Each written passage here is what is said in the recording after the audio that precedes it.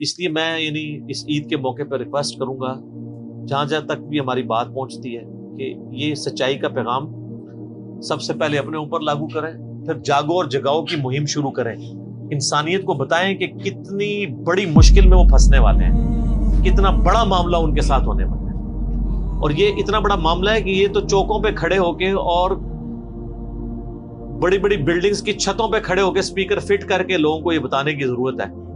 वलक़द ज़रअना लिजहन्नम कसीरम मिनल जिन्नि वल इंस, बेशक जिन्नों और इंसानों की अक्सरियत दोज़ख के लिए पैदा हुई है, तो बच जाओ।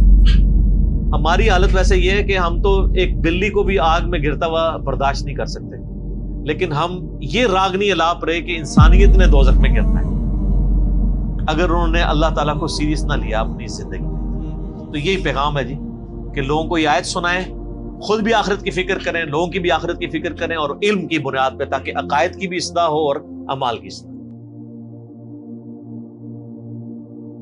और हमने बहुत से जिन और इंसान दोज़ख के लिए पैदा किए हैं। उनके दिल हैं लेकिन उनसे समझते नहीं, और उनकी आंखें हैं मगर उनसे देखते नहीं, और उनके कान हैं पर उनसे सुनते नहीं। ये लोग बिल्कुल चौपायों की तरह हैं, बल्कि उनसे भी ज्यादा भटके हुए।